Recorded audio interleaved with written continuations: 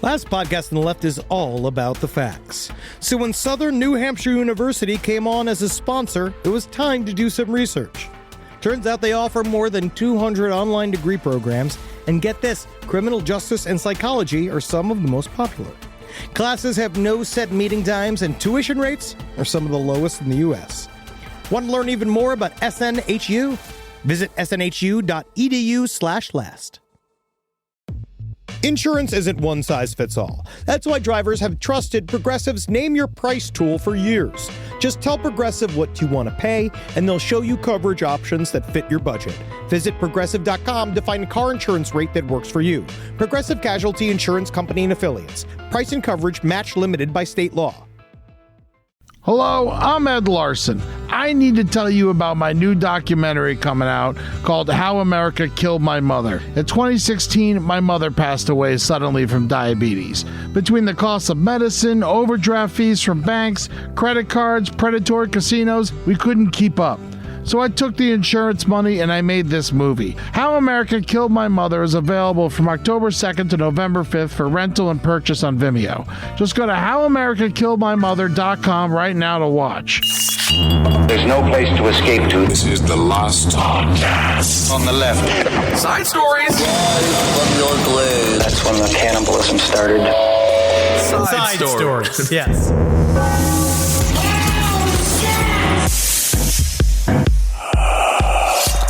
I know a lot of you guys think that Ben Kissel and I, detail-oriented, hyper-detail-oriented, data-driven managers of a media company. But Yeah. I am going to Moguls. shock you.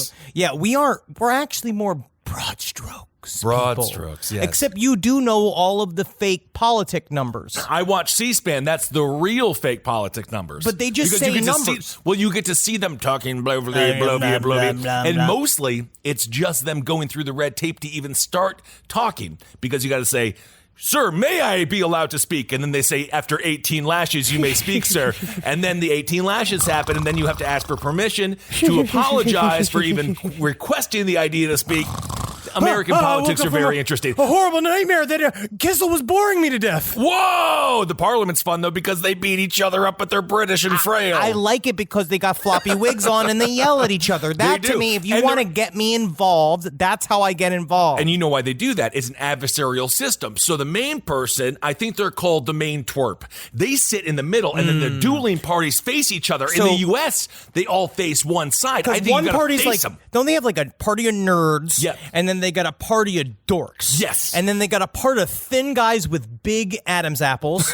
Then they have like actual literal Nazis in there. Then they got the Italian like spaghetti junction. Don't they have a party in the UK called the Spaghetti Junction? Yeah, the Mussolini heads. There's so many things going on in parliamentary politics, and politics continue just grinding on here as if it's just a big old sausage machine and just spurting out shreds of the American dream into big intestinal casings. If I was made dictator, number one change, it's just the setting. I change the theater.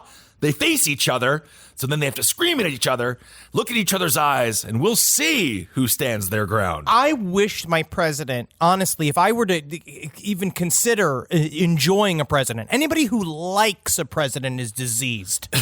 I think that if I were to enjoy a president, he would need to be You would have loved Teddy Roosevelt. You would have loved Teddy Roosevelt because you love the same reason you love L. Ron Hubbard is because of the body shape. You're talking about vision for the future. Teddy Roosevelt, I've actually read several biographies of him. He's a fun guy. He used to swim naked in the lake behind the White House. He used to climb trees and shit. I love this guy. And there was a story one time where, and we'll start the show, by the way. This is the last podcast on the left. Side stories. Side stories. Teddy Roosevelt also, he would do big game hunting, but he did not like to cheat. So somebody tied up a lion to a tree, and he said, "I will not shoot that lion. Untie said lion." He let it go 6 feet? Then Then he shot it in the fucking head. Well, I think that the president should be physically strong. I agree. I want to see, especially like, honestly, it'd be kind of fun to see a big, jacked woman president. Sure. Very tall, big, buxom, smart as Rhea smart. Ripley, perhaps? Like, I don't know who she's you're not talking American. about. She's a wrestler, but she's not even American. I'm just talking too about young, I think. somebody with big gazongas and big legs, just physically strong, wrestling a bunch of tiny men. You know what, buddy? I am here for it. In the future, you never know what it's going to bring. You never know. Speaking of the future, we have a lot of strange stories to get to today, one including Joe Montana in one of the weirdest stories we have ever covered, but also one of the stories where the people involved don't want to talk about what happened as much. This is a weird little side story that popped up. Joe Montana's granddaughter. Yeah. They stopped an attempted kidnapping inside of his mansion. And I have no fucking clue. They're being a little tight-lipped because I think Joe Montana, being who he is, for those of you who don't know, even I know who Joe Montana is. He's a very good, 4-time winning Super Bowl quarterback with the San Francisco 49ers. He's a legend. And he was born with that name. I don't think his name is like Joe Hinklebaum. I think that he was born Joe Montana. Did you ever think growing up that your last name, I used to always think this about Kissel, was just a guarantee you'd never be successful in sports? Yes, I was told openly that Zabrowski, when I first got into show business, that Zabrowski was too ethnic to survive, which I think is really funny. And now, of course, you're not ethnic enough, and you're not getting cast. I'm not white, I'm Polish. Yes, well, now, I Joe don't know if that'll Montana help. claimed that this woman, Sadzai Dalzel, I don't know how to pronounce Nailed it. kind of just walked into his house, and they came downstairs. They found her holding his grandchild that was in the bassinet. It walked in, it pulled the grandchild out of the crib, and she was just holding it and rocking it. And apparently, Joe Montana and his wife, Jennifer, started to negotiate with this person. Eventually, Jennifer, his wife, Jennifer Montana, physically wrestled the child away from the woman. Okay, so just set that scene. You're Joe Montana. You're upstairs cooking steaks. His wife, I don't know, she's doing something very fun with her yoga instructor. You walk downstairs.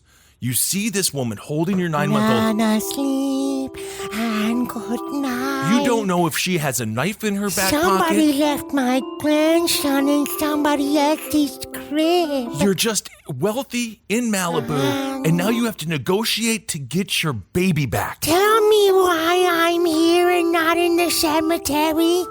Like, you have to deal with a Stephen King So character. scary. I don't know where, and being a field general, he saw, using his vision, his cone of vision. I've seen you play Madden. Of course, cone of vision. He saw it and he click, click, click, click, and he made, he saw the way the runners were going. He saw the avenues and stuff, and he just walked in and fucking American elbowed this woman on the side of the head. I don't know if that's true. That is not what happened. The sheriff department, this is according to their statement, they said a tussle ensued, and Mrs. Montana was able to safely pry the child out of He the goes suspect's on arms. Twitter, Joe Montana is going as Joseph Montana?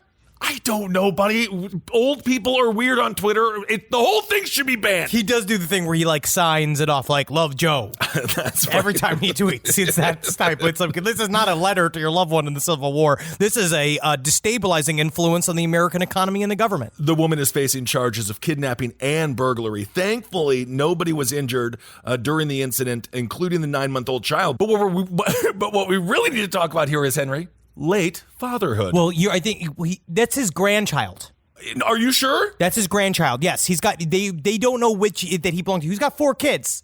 I was looking this up. He's got 4 kids, and they're all kind of suitably like of age. Oh yes, grandchild. Very good point. But it's still hard to be taking care of a 9-month-old at any age. What are you talking about? He's fucking Joe Montana. Give him the rock. He knows it's not a football. You can't throw the baby. Yeah, he knows that there are certain rules in every game. If you look at every situation you're in, like a new game, like a new sport, you know that there's certain regulations you got to follow. And now that it's your grandpa, Montana, you can't necessarily spike that child when you cross the end zone of having a successful visit to the Sizzlers. R.I.P. Sizzlers. What happened? I never even went to a Sizzlers. Are you telling me it died before I could go to see it? Yep, it's down. Really? Yep. I guess the hush puppies carry COVID like extremely well. I think the buffet business is really taking a hit. I will not let it die. I will not let it die. I will sink whatever money it is that we make out of the last podcast venture into a series of satanic buffets. Can you tell me why I've been struggling with the sneeze guard this entire time if the damn thing doesn't even stop COVID? I hate the sneeze guard. I'm always hitting my hand on it. The sneeze guard was always there to make you feel emotionally But it never worked. No, of course not. It barely covered the food.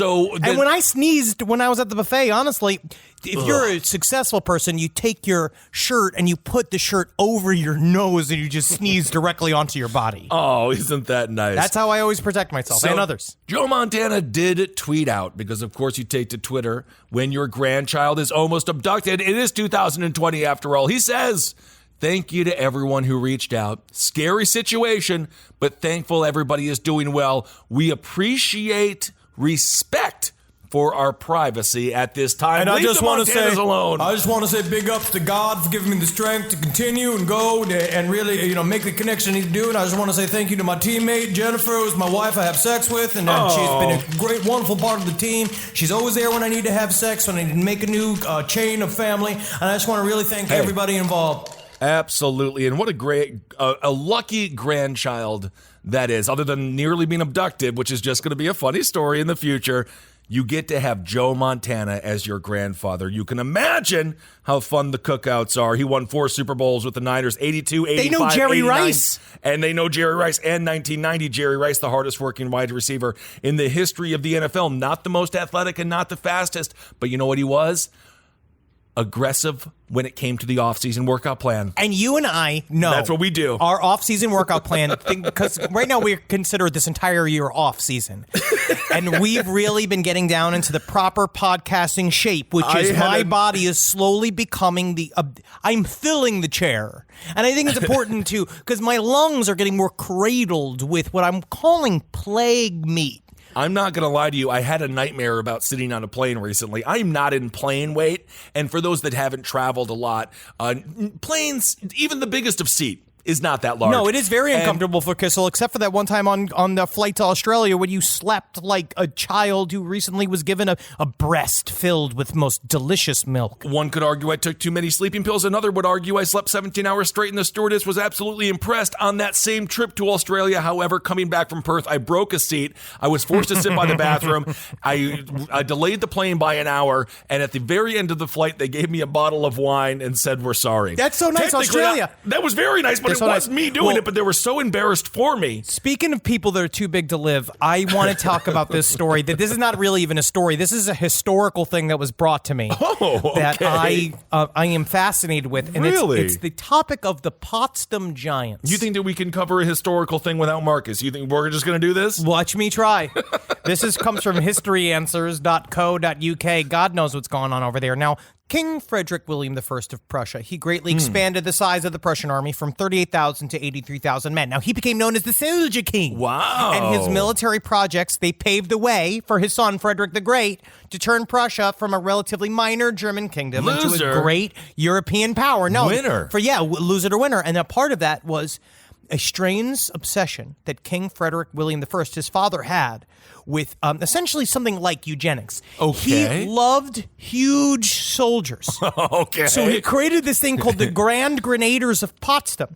And they were universally known as the Potsdam Giants or the long guys. I feel like they just have soup ladles on their head and they're just hitting everybody with wooden spoons. Look at this fucking guy. Wow, this was one of his biggest. Outfit. This tallest soldier was a man named James Kirkland. He was an Irishman who stood at 7'1". Right? And so this starts at like, it was wonderful. Also, you can't see the photos, obviously, because this is a podcast, but the hat on this man is about the half the size of a red sausage. It's huge. It's like a foot-long hat. He did it on purpose. He said each one had to be over 6 feet tall, and in some ways, the Giants, they were given exclusive treatment. They were given fine blue uniforms and like this cap, this very special grenadier cap. They were being sent to die, by the way. No, they ended up not being. There's a whole bunch of. The grenadier cap that they were given was over 45 centimeters high to make them appear even taller. They were given excellent accommodations and ate the best food. Rates of pay were determined by height alone.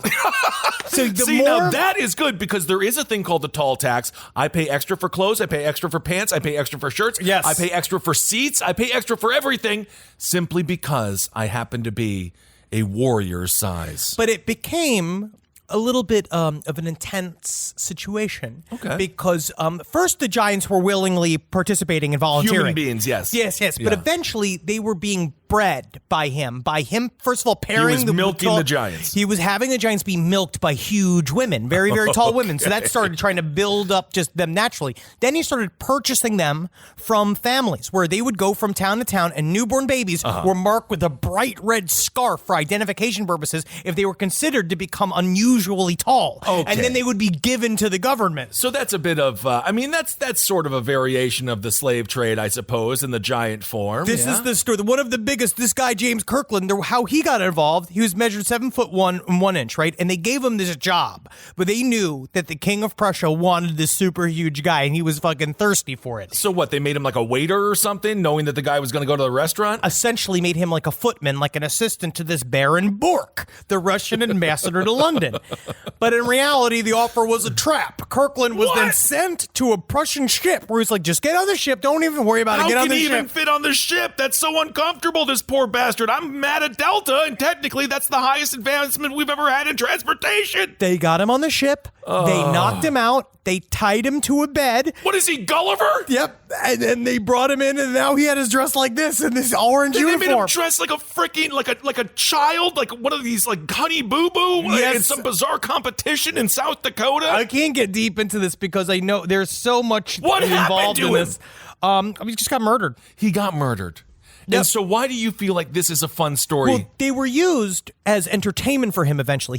They were so precious to him that they wouldn't even let them go into war. So he did one, according to the king of Prussia, according to the first, the most beautiful girl or women in the world would be a matter of indifference to me.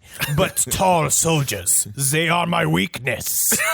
Okay, I cannot. So he just constantly dropped grapes on the floor and just been like, "Hey, Thurngerd, hey, make sure you go and pick that up." No, that's not how he sounded. Boss. That's really not how he sounded. He could have been very articulate and very smart. Okay, and they were proceeding. He would make them do parades for him with deformed people.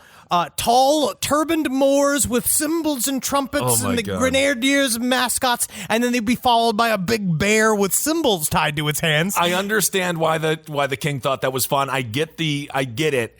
First of all, the bear, if the animal can't hold the cymbals by itself, that's animal cruelty. If the animal wanted to play the cymbal, that's great. Obviously, the bear didn't want to. No. Isn't the bear enough? Why do you have to have it clang-clanging down the street as well? Well, if it ended up being really good at the cymbals, it became the Michael Jackson of cymbal bears, and we'd see that maybe there is a place for child abuse. Oh, right. Well, I got to say this. When it comes to the story, what I've picked up on, there's a long history of the tall man being sympathetic or being aligned with people who maybe have special needs or so, which is why tall people are very sympathetic and empathetic to individuals who might not be seen as normal by society. I went to see Elton John, for example.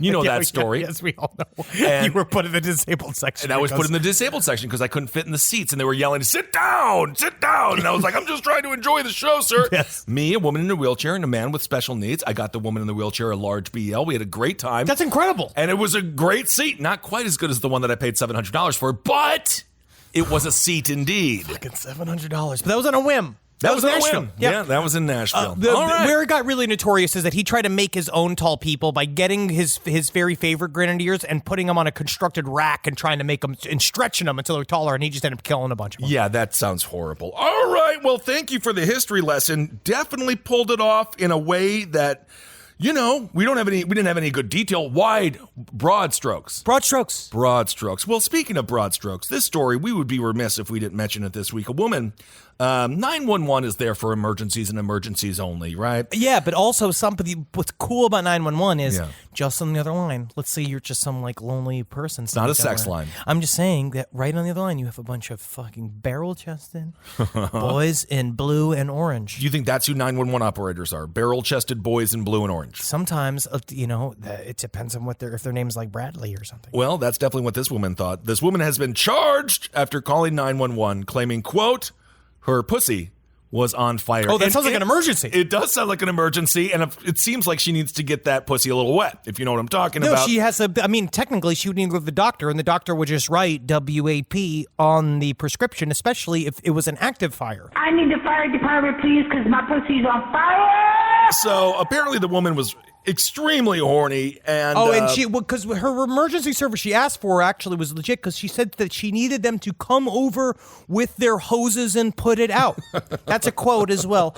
And to be honest, it's the beginning of a penthouse letter, but you'd have to see a fireman on the street. I'm going to say this to you now. Honestly, girls, boys, don't attempt to not shoot your shot at firemen, because guess what? They will fuck you. Yes, that's true. It's not difficult to get a fireman to fuck you. They are the most horny civil service member. I think it's firemen. I don't know if that's true. Firemen, I bet you fucking DMV, you could probably eat a DMV worker's pussy for 45 minutes and they'll love it, right? Well, I want to it's say possible. the next one is, I'm going to say what?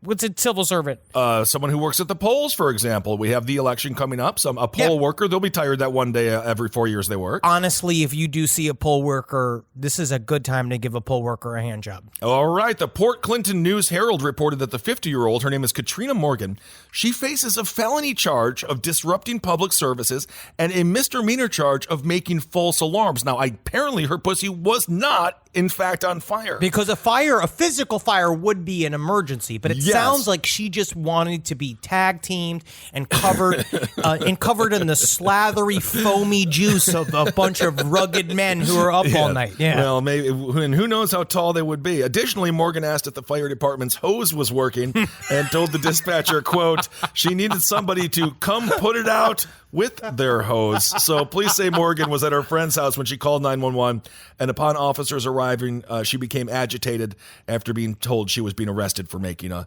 false report. So, but she did do that. She did. You know what? I think some people are getting their streams crossed because of that show 911, and you think being like, no, I hate to tell you this, Ryan Guzman is not coming. I know him personally. And he's not going to come to your house. Brag. Yeah, let me pick up that name I just dropped. Well, several empty bottles of booze were found at the residence, so they were just getting hammered. Morgan was eventually handcuffed, and the police tried to put her in the cruiser. She resisted, so they had to use the stun gun. So this whole day, I mean, honestly, if you are this chick, you are hammered, you call 911 being like, my pussy's on fire, you end up getting stunned in the back of a cruiser. Guess what? Kind of got what you wanted. Go hang out in front of the fire department. That's what she wanted. She wanted them to come to her. But I'm saying, if you want to go get dicked down by a fireman after you've had a couple of cocktails with your girlfriends, go to the fire station. All women are beautiful. All women are beautiful. I'm just going to say this, though. When it comes to Miss Katrina, she is a selective taste. She's a selective taste. So maybe the firefighter that she was looking for, maybe he wouldn't be there. Maybe the firefighter she's looking for is retired, maybe in his 70s. Because if you're a 70-year-old retired firefighter, you look at her and you're like, that is a young, hot, smoking woman, literally puts you on fire. Honestly, firemen could also really deserve, slip him $100. He'll fuck you. Firefighters are not sex objects. This is not professional wrestling. This is not... No, you have a Chippendales version. You know firefighters actually work. I know that, but I also sleep a lot, and they make a lot of food, and they josh around, and they slide up and down the poles, and they slap each other in the shower a lot. Honestly, the idea of being a firefighter is like a boy's dream. It is. It's a real hero. It really is a hero. You run into fires all the time. Everybody's swoons but the fun part when is they see the chili. That's for us, the fun part. You're talking about Fat Boy Firefighters, which is our new show coming to FXX this fall. Can you eat yourself out of having to go fight the fire? Yes. Can you just be like, I'm the guy, I'm here for 3 days, I'll be cooking for you boys? I saw a couple of guys trying to, at least. you know, my father tried to eat his way out of being a cop, too. It's fun to do. You can do it. Because eventually they just put you on, I think you might have to be physically able if you're driving the truck, but if you're filling out the paperwork, what does it matter? If you're a chef, if you're old, if your nickname is like Old Bones, it's okay for you to be kind of fat. I agree. By the way, I've been watching a great barbecue cooking competition show. It is on Netflix. We've been talking about this, Grubbs. I don't know what Grubbs is doing. Grubbs, to be honest, Grubbs has got the attitude, he's got the heart, but I don't know if he's got the skill set. I don't think that he does. He's going sausage. Miss Sylvie's incredible. If you haven't watched it, watch it. What is the name? The Great Barbecue I couldn't tell you. Bake Off or something. I just know it's my barbecue story that I watch on the Netflix. Yeah, that's all we know about it. This podcast is brought to you by Squarespace. Squarespace is an all-in-one website platform that helps you stand out online. Yes, that's right. You don't have to smash your face with a hammer. You can just start a business. It's got everything you need on Squarespace, from securing your domain to building a professional site and showcasing your work all in one place. Let's say you want to show everybody how you can carve your ribs out of your lower abdomen so that you look more like a Ken doll. That's amazing. You can bring your vision to life with AI-powered design or curated templates, plus flexible editing tools that helps you create something that truly reflects your style, especially if you are somebody that is trying to corrupt the young men of America. That's what Squarespace is really going to help you. Squarespace makes it easy. It makes it easy for you to put all that together, and you just go to Squarespace and do it all. Thanks, Braden. Head to squarespace.com/left for a free trial. And when you're ready to launch, use offer code LEFT to save 10% off your first purchase of a website or domain. This is a paid ad by BetterHelp. You know, stigma shows up in a lot of different places. I know I had to explain to my handyman about the devil imagery in my home. I had to explain that in our home, El Diablo es bueno. And he reluctantly agreed. I think largely just because he was in my home and he was scared. But over time, he began to see, the devil can be my amigo. See, even in 2026, stigma can get in the way of a lot of things, right? My handyman almost didn't put up my floating media cabinet, right? You got to get support for your mental health. Maybe you've encouraged friends to consider therapy while avoiding taking the first step yourself because you're busy, worried what others will think, or telling yourself you should handle it alone. No, you need a team. Get therapy with BetterHelp, the world's largest online therapy platform. Give me a space to slow down and talk through what's building before it feels unmanageable. So let's take a short questionnaire to identify your needs and preferences, and BetterHelp will handle the initial therapist matching work for you. Their industry-leading match rate means BetterHelp typically gets it right the first time. Feel confident knowing BetterHelp therapists work according to a strict code of ethics and are fully qualified. So don't let hesitation hold you back. Find support with BetterHelp. Sign up and get 10% off at betterhelp.com/lastpod. That's betterhelp.com/lastpod. Hey there, everybody. Is your cell phone bill too much money? Are you getting that bill and you're like, hey, what is this? I can't believe for what? For 5G? Are you crazy right now? $100? I don't even barely got any bars when I'm just sitting in my living room, okay? You don't have to deal with that anymore. Are you ready for this? $15 a month. That's right, $15 a month on Mint Mobile. Yeah, baby. Get their wireless plan, because they're just sitting there on the T-Mobile 5G network, and it's just $15. Your whole life, you're just paying all this money every month. You're like, why? Where's it going? It's going to these phone companies that are robbing you. So go to Mint Mobile. Let them help you talk to your mom. So get your new wireless plan for just $15 a month. Go to mintmobile.com/LPOTL. That's mintmobile.com/LPOTL. Cut your wireless bill to $15 a month at mintmobile.com/LPOTL. That's it. There's no catch.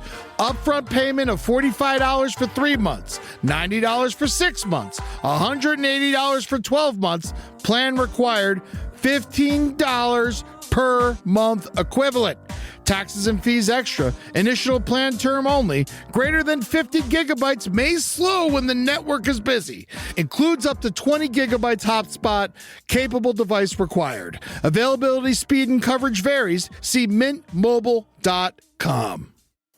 All right, well, speaking of stories, God knows cult leaders like to spin a few, don't they? You know what it is? You know why I even funnily embrace L. Ron Hubbard, right? LRH, I understand. I don't know if it's so funny anymore because you do have it on. You wait until the CD that you have of Dianetics gets stuck in your car and you can't get just it out of listen your to him CD so player, much. and it's just on repeat, and then you just become him. I know that it's a little problematic, my connection to him, but I just kind of view him as inspiring. Somehow he has kept Scientology, KSW for 60 years now. I mean, we'll see when he comes back. I want to say hello if he comes back. Yeah. But LRH, in my mind, he had a flair for showmanship, and he was self-aware enough that he knew how to properly manipulate people, but also keep himself out of it until the very end. True. He really kind of fell apart. This guy that just got arrested is a cult leader who claims to be the reincarnation of Jesus Christ. He's arrested in Russia. This is a very interesting story that comes from Siberia, where a man who went by the name of Vissarion, a.k.a. Sergei Troop, was just this guy. He used to be a traffic officer, literally used to be my dad. So he used to be a fired, traffic cop. Okay. And then he decided, I'm Jesus Christ. Okay, so this is my question. So there's a picture of this guy. He's got the quintessential Christ-like He look, looks right? like white Jesus. Why? But Jesus was not white. Why do they all fall down this classic trope? We're watching the NXIVM documentary. By the way, I think it's the consensus of me and among most of my friends that every single person in that documentary is complicit, and they probably all need to be dealt with in some way or another. They're all villains. I can't even watch the next episode. I'm sick of all of them fucking patting themselves on the back for how happy they are that they got out, even though when that Mark dude first heard his wife was getting her fucking pussy branded, he was like, maybe we need to really think about like why your pussy's getting branded. Mark is also like, I wasn't into the cult until I realized it was about math. Literally, it was about math to the degree that Keith Raniere is like, I've invented 2 forms of new math. He just said it. No evidence. He just said it. Anyway, Keith Raniere, he starts with, I'm on the cover of Forbes, nice, crop, tight haircut. Then he gets the long flowing locks. Why?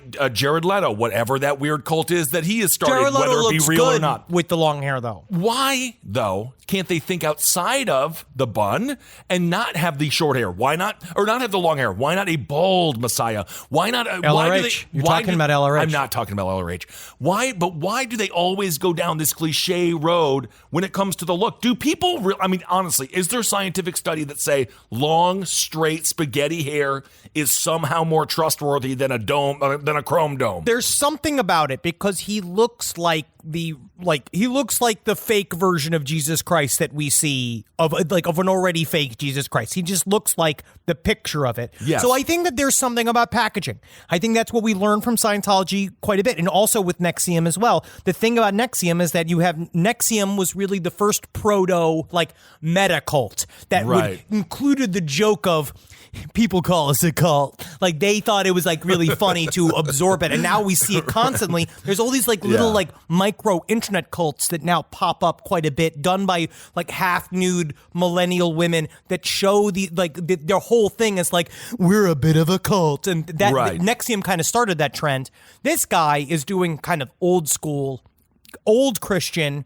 I am the new version of Jesus Christ and everyone needs to listen to me. And it just seems to be, there wasn't a lot of information coming out. It was of 200 church members. They lived in this place called the City of the Sun, which is deep in the Siberian forests, far away from everyone. It looks like an elf community. And you could imagine the amount of sunlight they get in deep Siberia. It must be beautiful there. I mean, honestly, I don't know how they were growing vegetables. No idea. But it's a vegan environment. He wrote this thing called the Last Testament, which is basically saying that the world is going to end and we are the only people who are going to be saved. So one full chapter just on vegan farts. I mean, I can't imagine the Siberian vegan farts. So Torup, a.k.a. Visceron, he lost his job as a traffic officer. That's why I'm not working at the toll booth. Why. I'm Jesus. I'm Jesus. That makes a lot of sense. It's a good swivel. It helps the ego. It helped him. So now he did collect several thousands of followers as they've continued on. Visceron told The Guardian in 2002, quote, I am not God. It is a mistake to see Jesus as God. But I am the living word of God the Father. Everything that God wants to say, He says to me. So you're basically saying you are God.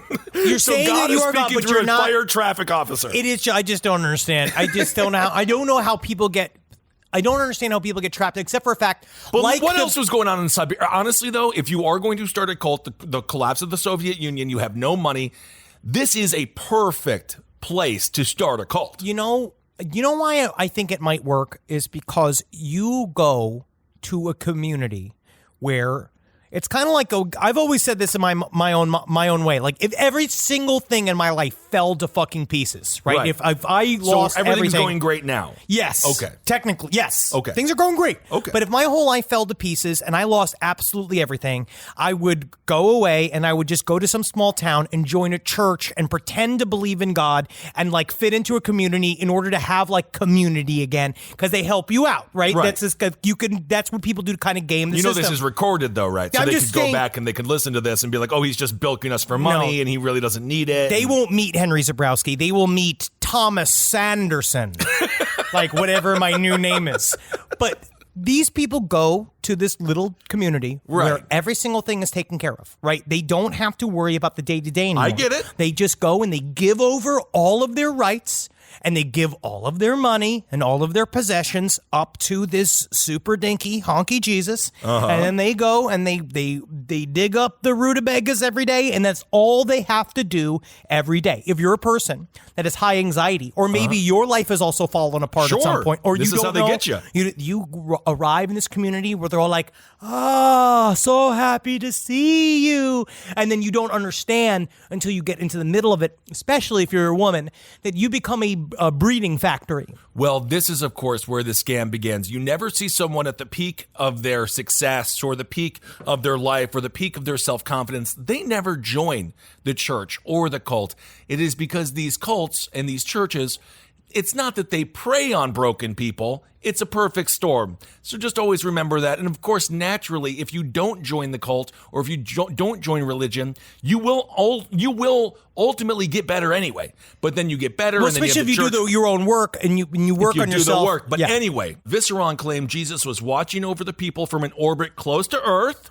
Very nice, very close. And that the Virgin Mary was, quote, running Russia. Didn't do a very good job because the Soviet Union collapsed. So I don't think the Virgin Mary should really be a leader, but there you go. Nothing makes me more thrilled than seeing cult leaders in jail. Like seeing them, like, look how defeated and sad he looks in the fucking sweats. Doesn't that complete the circle? Don't they have to go to jail? Well, that's what we've been saying also for all of our different cult series that we've covered all over the years, is about how you confirm their persecution complex. Right. By closing the loop. But you have to close the loop. True. Eventually, you have to close the loop because these people are just going missing into the middle of the forest, and all of their money is gone. And eventually, some of these people's families, I imagine, are like, "Where's my son?" Do you really imagine that, though? I think so. Yeah, that's true. The only insight I have in Serbia is from the documentary World's Toughest Prisons.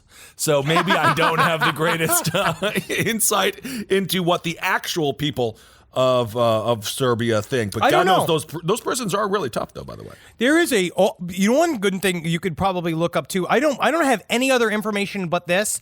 There has been a rash of Asian TV stars, legit stars, crazy, that have committed suicide over the last week or so. It is very, very strange. I feel like we hear these stories all the time with pop stars over in Asia, in China, where they get disappeared around 26 or 27. Japanese actor Sei Asina was found dead in her Tokyo apartment on Monday. Her management company confirmed. They believed it was a suicide. This happened on Monday last week. Okay. Then also on Monday was a Korean actor, Oh In-hye, also died. They believe that it was a drug overdose. And then Alien Huang, who's a Taiwanese singer, actor and media personality, he was also known as Huang Hongsheng, was found unresponsive on the floor of his apartment by his father on Wednesday morning of last week. And they all share the commonality of celebrity at a very young age. Celebrity is still a relatively new phenomenon. This is my understanding.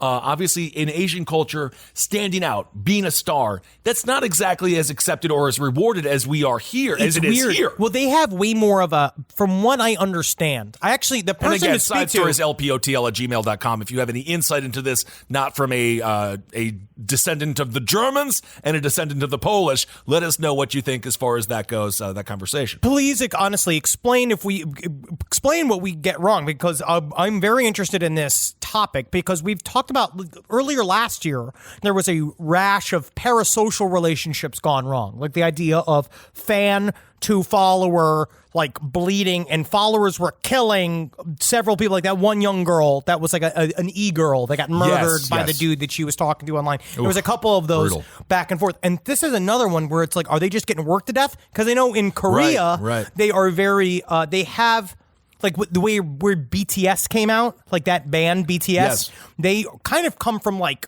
pop star school. It's basically if Ron Perlman, that's the man who started NSYNC, I believe Backstreet Boys. He was behind the boy band phenomenon of the mid 90s. He was horrible. He stole all their money. He ended up incarcerated, and God knows what else he did. It would be like if he actually had government power. Yes. Because all of these things, keep in mind, they don't have independent networks. My understanding, again, side stories, LPOT. We have no clue. You tell us. But my understanding is most of the entertainment is government funded. So a lot of these pop stars are actually more getting paid by the government. And a lot of the things that we have here, our main export, and we talk about it all the time, is entertainment. Yeah. And that's one of the areas where the Japanese and the South Koreans specifically have really been trying to shine and sort of propagate their social beliefs via entertainment. We've been doing it forever. And so it's really intense. In Civ 6, that's a culture war. So the idea is that you're trying to win a culture war by trying to imprint people with your ideas. Exactly. So maybe these entertainers got out of line or something. I don't know, but it is strange to think of 3 celebrities of roughly, like, when you think about it, it would be like they're all like Heath early. Ledger, It's from like 25 to 36 is the age range, and I just wonder if it is straight up corruption, or is it just the grind also of who's being funding a superstar over there? We know Wolf of Wall Street. Who the hell is funding a lot of these projects too? I don't know. And it would be like, this story is literally like if Heath Ledger died, but then Ryan Gosling died 2 days later, and then Jake Gyllenhaal died. Stop it! I'm not even saying it. I'm not saying it. It did not happen. Don't you dare! It's very sad. R.I.P. Heath forever. But that's how big this story is, and it's just so unique. Summer schedules can get busy fast with camps, vacations, sports, family time, and every single time Carmi eats a block of dark chocolate, we got to take her to the emergency room. You know how much time that takes. All right, IXL makes it easy to keep learning part of the routine in just a few minutes a day. IXL is an award-winning online learning platform that helps kids truly understand what they're learning, whether they're building math confidence, strengthening reading and writing skills, or reviewing science concepts. From pre-K through 12th grade, IXL offers personalized, interactive learning that adapts to each child's level and pace, which is great because Carmi has been really slow in biology, and Wendy has really been struggling with American history, mostly just because she doesn't agree with the way it's being taught. So it's really important. You make an impact on your child's learning. Wendy, as soon as she gets her chicken, she is ready for all of her lessons. And Carmi just really has to eat 5 or 6 bites of liver, beef liver, chicken liver, and then she can really get down to, I'm hoping this is the year she reads To Kill a Mockingbird. So really, IXL, thank you. Make an impact on your child's learning. Get IXL now. And Last Podcast on the Left listeners can get an exclusive 20% off at IXL membership when they sign up today at IXL.com/left. Visit IXL.com/left to get the most effective learning program out there at the best price. All right, I know what you're thinking. I like to go banking, but I don't want to give to these big old banks all the time that cater to the 1%. Well, go ahead and get yourself hooked up with Chime. It's banking built for you, not just those rich jerks. And they got thousands of fee-free ATMs because why pay to get your own money? Chime is working for you, man. You get your Chime card, you're going to get travel perks, you're going to get into airport lounges, you're going to get those chicken thighs. Every time I go to an airport lounge, I get chicken thighs. And you know what I say whenever I see a plate of chicken thighs? Give me more. Chime's going to get you those chicken thighs in these lounges, all right? Sure, they could serve other types of meat, but why would you when chicken thighs are so delicious? Chime is not just smarter banking, it's the most rewarding way to bank. Join the millions who are already banking fee-free today Head to chime.com/left. That's chime.com/left. It only takes a few minutes to sign up. Chime is a fintech, not a bank. Banking services for Chime Card provided by Chime's bank partners. Optional products and services may have fees or charges. Stated cashback for Chime Prime only. No minimum balance required. For more information on travel perks, go to chime.com/disclosures. It's obvious we love true crime, but it does make us feel a little paranoid about what's out there, as it should. And that's why it's so important to get a home security system that gives you peace of mind. With SimpliSafe, you can stop crimes before they even start using their AI-powered cameras to identify threats on your property and alert US-based live agents to take action. Like arriving in a helicopter in the night, coming down from the helicopter, zipping down and breaking through the windows with their big axes, and going through the house, ripping through the walls, finding the criminals. It's easy to do. SimpliSafe has been a game changer for us. And the best part, there's no long-term contract. We've used it since the very early days of SimpliSafe here at LPN, and it keeps us safe, doesn't it? It keeps all of our thoughts inside the building. Then there's the ones we let out because they have to go out because that's a part of it. But SimpliSafe keeps the other thoughts safe. And for that, we say thank you, SimpliSafe. And we want you to experience the same peace of mind as we, which is why we've partnered with SimpliSafe to offer an exclusive discount to all of our listeners. Right now, you can get 50% off your new system by visiting simplysafe.com/LPOTL. That's half off at simplysafe.com/LPOTL. There's no safe like SimpliSafe.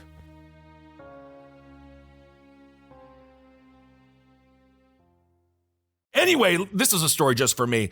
A man has died after eating a bag and a half of licorice every day. So be careful, Henry. Not me.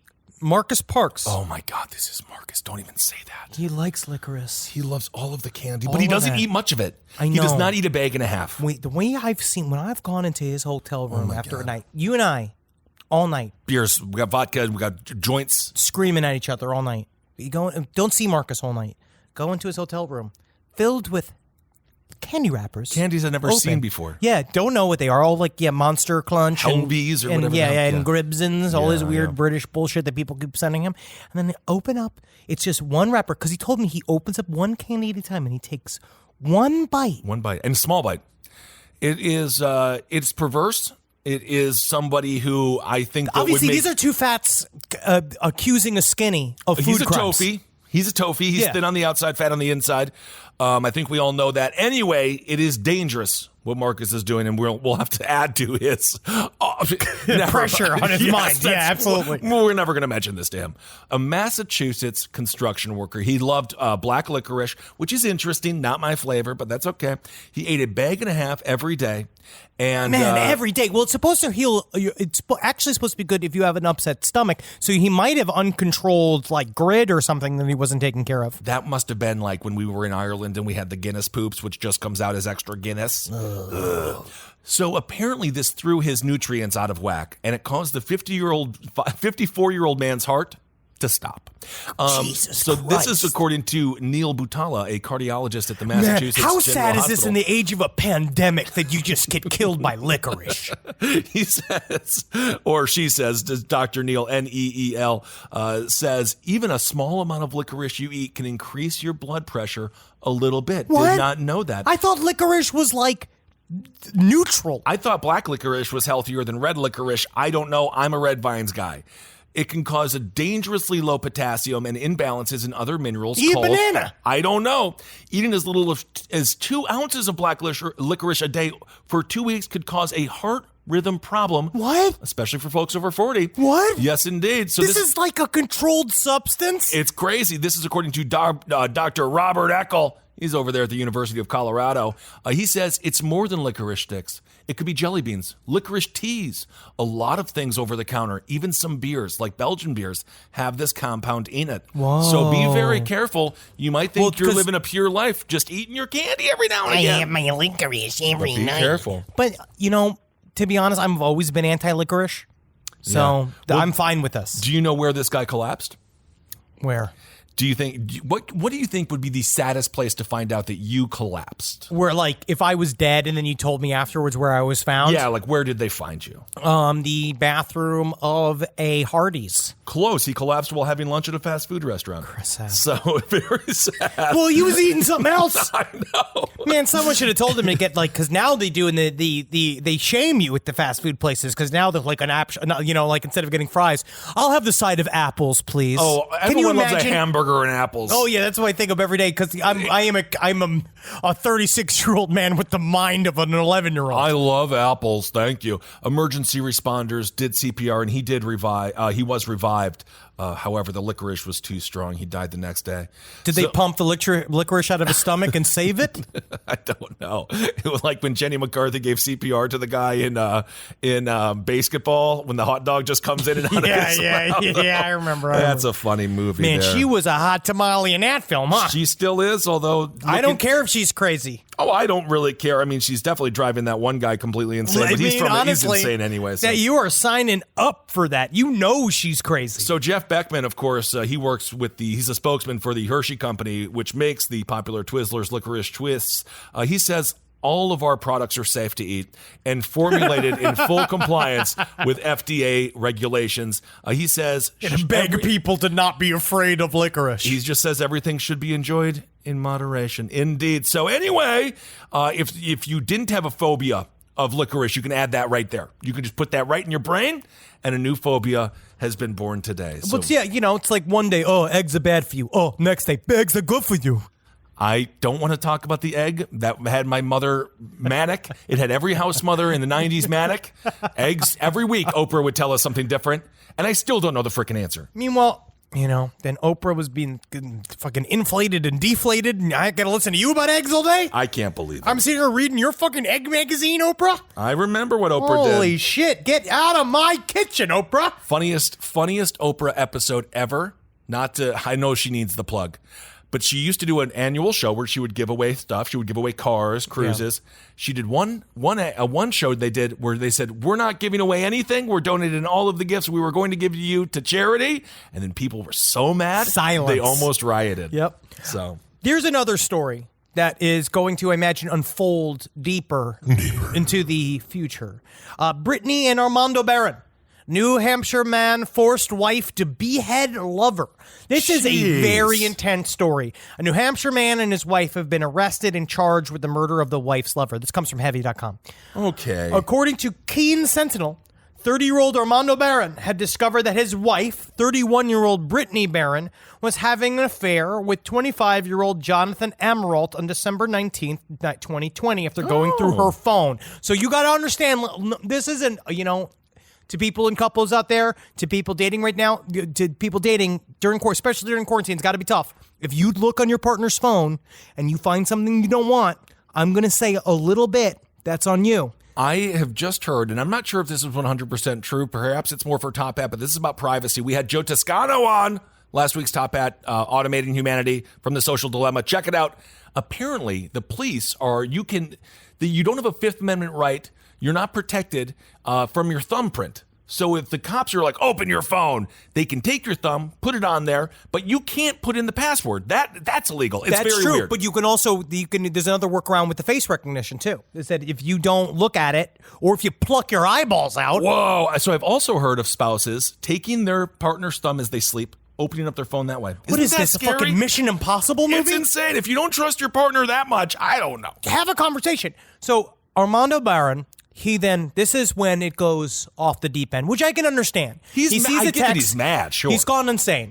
I'm not going to say that I think that he knew right from wrong, but he definitely had a moment. I'm going to say a bit of a Monday moment. You are a little too sympathetic for this. I'm not really. I'm really not. It's just he just went so over the top that it's like once you go into supervillain world, right? Then it's like it takes a chorus of people going, whoa, whoa, whoa, buddy, whoa. At first, I am sympathetic. I said that's really sad. I'm so sad. But it's not sad what happened. That's really sad that your wife cheated on you. Let's go have some beers. Let's talk about it. Sure, that's when the sympathy ends. Right. Armando Barron, he lured his wife's lover to Annette State Forest in Ringe in southern New Hampshire using her cell phone. Think about this shit, too. Again. So he's going to fake it. You know that you're fucking you're fucking a girl that is married, right? And you know he's got a husband, and then all of a sudden you get some like random text being like, "Baby, wouldn't it be fun if we fucked down deep in the woods?" And the camera just zooms out, and it's Armando's face. Yeah, I'm going like beaten off just thinking about it. So you get this, and so you text, and you're used to being a fuckboy, so you look at this text, you're like, all right, I'll fucking along. All of a sudden, Emerald arrived. He shows up. Baron jumps up from behind a tree, assaults him. Oh, no. Baron then ordered his wife to shoot Emerald, but she said no. What is However, this, mice and men? This is insane. He's like, shoot him, bitch, shoot him. And then she says no. However, she capitulated when he ordered her to slit Emerald's wrists, which I honestly think is almost worse. So she said no to the simple death of being shot in the head. And You're then gone. Made him cut, but I imagine they were light cuts, and she's probably crying and stuff. And he grabbed her, and he's like trying to make her cut, but then he just shot him in the head. Yeah. Right? Baron shot him, then shot him in his chest twice, then once in the head. The Baron then took Emerald's car and drove him to a campsite in northern New Hampshire, stopping on the way to buy lighter fluid, household cleaner, tarps, and a shovel. And I'm going to say this right now. Did they go to the serial killer store? They did, but I'm going to say right now, if you are cleaning up a body, here's a free tip. Buy some like bag of Snickers and like a gallon of milk or something just to throw them off. And just say like, oh, can't wait to go to this family reunion. I got to dress a deer tonight. Just say that out loud, and legally you're not culpable. They literally bought everything that you would buy in a badly, poorly written script. It was at the campsite that he then ordered his wife to decapitate Emerald's head from his body and bury his head and body separate. According to the affidavit, Armando Baron ordered her to do this so Emerald's identity couldn't be identified by dental records. Oh my God, this man obviously is not kept up with any modern science or any modern technology. This guy's still upset. Yeah, I see. I don't think he's doing a lot of deep planning here. He then demanded his wife to text her friends and say that she would be leaving for a while to clear her head. And then he just left her in the woods with 2 guns and say, all right, you just stay here. And he said he was going to return a week later to come get her. Oh, well, now what was she going to do for that week? She was going to go. I don't know. Yeah, she might have turned into a bit of a creature there. So, but then they found her, and then according to the Sentinel, 2 hunters saw Britton Baron at the campsite multiple times in the days following Emerald's killing, and they didn't do. They said, "Hey, you can't camp here." Yeah, so police say that she was alone at the campsite and armed. Near her was a large object covered by a tarp and covered with sticks and branches. And this is what she's told the officers when they arrived. She says, "I'm in big trouble." Which I do believe is an accurate way to She was totally, say that. And to be honest, she was forced. He beat her very badly before it even began. He beat her. He had total physical control, and this guy went fucking crazy. Yes, he did. He's a total scumbag, and obviously, probably Miss Brittany Baron. Probably this relationship was abusive, and perhaps that's why she. That's why she was cheating. Obviously, was trying to get because sometimes people cheat just to fucking find a way to get the hell out. Yeah, Armando, not good. Brittany Baron told police that she burned the belongings of her boyfriend and wiped down his car and was waiting for her husband to return. He was heading to the campsite with their 9-year-old daughter. Jeez. And dirt and concrete. Really, just that story is so much sadder with the 9-year-old. It's so scary. It's a scary story. The couple is set to be arraigned Friday with Armando in the Cheshire Superior Court, and Brittany in the Kew Superior Court. If this story if it holds up as it sounds, I feel like this woman was a bit under duress when this man was killed, and so we'll see what happens with the courts there. And I will say straight up, again, if you are a part of it, you are stuck in quarantine with somebody who's very, very dangerous, this is the time to maybe try to figure out how to reach out. And I could put right here the hotline for the National Domestic Violence Hotline. Like, honestly, if you are in the middle, like sometimes you need the kick in the butt, you dial 1-800-799-7233. All right. But that's a fucking wild story. But, that's obviously going to pan out. But we'll see. Just take it's hard, man. Being cheated on is rough. But honestly, especially if you're a fucking piece of shit, I'm certain it's going to be revealed that he was a piece of shit until this point. I would think so. And even if he wasn't, the reaction, of course, is far, far too intense. Flip it. make it a cuck situation, have a little fun, why not? Brittany Barron's attorney Richard Guerrero says there is no reason to deprive this woman who is presumed to be innocent of her freedom at this point. He goes on to say she had no idea what else he was going to do. So we shall see, and we can follow that story as a matter of fact. And who knows how that is going to turn out. All right, well, I think it's about time for Hero of the Week. Yeah. Okay, so I don't even know which one to choose. So, Henry, I'm going to let you choose. The landmine, you know about this rat. Well, the landmine rat did his job. Very cute. Okay, so there was a rat. It was sent out to detect landmines, which apparently are all over the UK. Did not know that. Well, we left them behind. So the 7-year-old giant African pouched rat on Friday was awarded a British Veterinary Charity's top civilian award for animal bravery after sniffing out unexploded landmines in Cambodia. Interesting. In addition to 39 landmines, the heroic rodent discovered 28 other items. It was across 1.5 million square feet since he was trained by Apapo, a Belgian charity that works with programs in Angola, Zimbabwe, and Mozambique. So isn't that cute? He's a hero rat, and he's super cute. I want to see. This is an opportunity to do like a dark version of like Ratatouille. I'm so happy with that idea. I had a rat in my Brooklyn apartment. They are so brutal. But like, they imagine don't like die. They're mean. Imagine doing like a dark animated film about a rat. Like it's like essentially Ratatouille meets Hurt Locker. Ooh, I like that idea. That's really what this would be. The PDSA head, Jan McLaughlin, said, the work of the hero rat Magua and Apapo is truly unique and outstanding. Hero rat Magua's work directly saves and changes the lives of men, women, and children who are impacted by these landmines. So thank you, hero rat.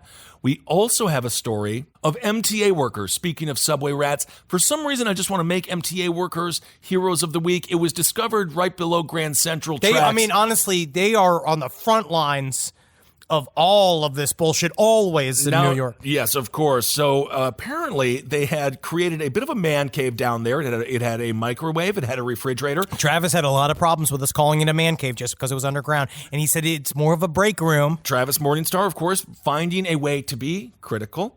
Very intriguing. So the investigators found wooden cabinets that appeared to be specifically designed to conceal the TV and futon, along with a pull-out cot sitting just outside the room. That's cute as hell. And a half-empty beer sat in the fridge. So MTA workers, just for being you get Hero of the Week. And then this week, lastly, I can even read this off from here because our listener email and hero have sort of combined. Yes, I'm just going to do this letter from the listeners because we did a whole episode of them last week, and we're going to be doing a fuck ton of listener pastas at the end of the month. Send them to side stories, lpotl@gmail.com, please, because we're getting spooky this month. We want to hear your shit, and I love the stories that are closer to being real than not. Yes, to be honest. But this is a story that's a real hero. We got reached out for somebody who works at a place called Vehicles for Change, a nonprofit based in Halethorpe, Maryland. In Halethorpe, Maryland, I know I said that incorrect. It's got to be close. Halethorpe, it's almost Baltimore. Since 1999, we have been empowering families with financial challenges to achieve personal and economic independence through vehicle ownership and technical job training. That is so crucial. Vehicles, we forget, we take it for granted. If you don't have a car, you don't get to go to work. This is a really important thing. Especially in a place that doesn't have like an extensive mass transit program. The long and short of it is that what we do is we take in donated vehicles, fix them up at our auto repair training program, Full Circle, which is so they train people to work on cars, which is incredibly important, then award those vehicles to hardworking families referred to us by social service organizations. We've awarded over 6,000 subsidized vehicles. 75% of those recipients report increasing their yearly earnings by $7,500 within 12 months. Nice. It's really, really cool. This is what's the name of the organization again? It is called Vehicles for Change. Okay. Our auto repair training program, Full Circle, serves men and women who have had an interest in the field, who have had faced barriers in their education. 91% of our Full Circle graduates are formerly incarcerated citizens. 100% are placed in full-time positions, and less than 2% have returned to prison. Oh, that is incredible. Great work. Those are the stories we need to highlight as well. And we didn't get $20 million to call it good news, did we? Remember that? What's his name? I don't even think that show's coming out. I think that after the fallout from that, and then he just took that John money Krasinski, and ran. but it was Anyway. Difficult. It's hard to just sell the concept of good news. Yes, vehicles for change. Support this nonprofit. We at VFC need support from the community now more than ever if we want to help manage the economic fallout brought on by the pandemic. The vast majority of the vehicles we award actually come in as tax-deductible donations, and the pandemic has been a hard challenge for many nonprofits, which is true, which is why we're doing every Saturday, Haunt Your House, twitch.tv/Last Podcast Network. We come and watch us host a hangout, watching horror movies all October, trying to keep it spooky, but also we're trying to raise money for various charities. The first one is #BeAnArtsHero, which is it's not fully a charity, but it's an organization that is working towards generating legislature to help the theaters across the country that have been destroyed by the pandemic. These are people that are really trying to help anybody within the performing world on all sides of it, because theater, as you know, it is going to be drastically different in a couple of months. And I'm talking about comedy clubs, bars where there are performances, anything like we are really fucked. When you think about theater, you think fancy boys and the girls on stage, but the people that make these theaters run are just working class folks who just like, it is so funny. Actors don't make a lot of money. People that work in the theater, people that work on all of these levels of theater don't make a lot of money. So we need to help out all the working class people out there putting all these things together. And yes, as Henry said, we will be helping out a different charity every single week. And as well, we'll be haunting your home, which is going to be super exciting. It's something to do on a Saturday and gets us drunk on the inside. And you're going to see us be as spooky as possible, trying to keep it spooky all month. Can we say what the first movie is? Yes, we're doing, it is their first hosts are the hosts of Last Podcast on the Left with our significant others. Each one of us. Puffin and Jerry. Yep. And we will be watching the movie White Zombie. Woo! This movie is classic. It's been a long time since I love Bela Lugosi. Oh, he is the best. See, and he was tall. So. Oh, he was viewed as very attractive. Yes, and he wasn't he? He is, All right, everyone. Thank you all so much for listening. You got to live every day knowing you get up tomorrow, man. October begins. So at least we got October. It starts tomorrow. 2 days? I don't know. No, tomorrow. It's tomorrow. Amazing to me that we're in October, honestly. Live your October life. There's some people that don't keep it spooky, but you know what? Keep spooky working. KSW this October. Technically, this is the month where COVID is cool. We're in a pandemic. What? Not really, because it destroyed all of our plants. Right. I want you to love. All right, love knowing that we are carrying the black flame of Halloween deep inside. And yes, it's difficult to really just subject it onto people like we normally do. Each October, but now the goal is to project it from behind the mask. And then just that means. Laugh outside your window maniacally once a day. Honestly, do that. To keep your neighbors on their toes. And then if people yell at you, you can say that you're doing it for essential workers. Yep. Yes, indeed. They used to do that in Brooklyn. They used to just bang a bunch of pots and pans at 7 p.m. when all the nurses got off work. And they're probably like, my head hurts. I've been working all day. I don't know if it really worked, but it was a good sentiment. All right, everyone. Thank you so much for listening. Hail yourselves. Hail Satan. Magustalations, everyone. Hail me. Yes, indeed. Thank you, tall fighters out there. Thank you all for the tall fighters. That is Henry Zabrowski saying that. So very nice of you, Henry. I didn't say that. No? Okay. This show is made possible by listeners like you. Thanks to our ad sponsors, you can support our shows by supporting them. For more shows like the one you just listened to, go to lastpodcastnetwork.com.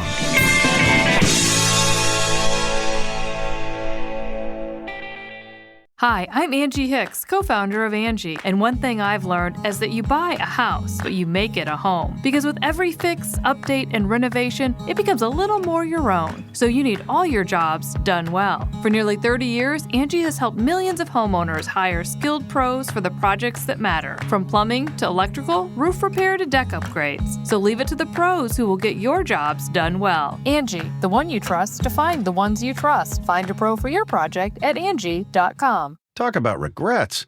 We all know someone who's been in a car accident and said, I don't need to call a lawyer, only to regret it after their pain and damages were worse than expected. When someone hurts you, you deserve to be compensated fairly. Morgan & Morgan is America's largest injury law firm, fighting for the people for over 35 years. Injured? Visit forthepeople.com/podcast. That's forthepeople.com/podcast. Their fee is free unless they win.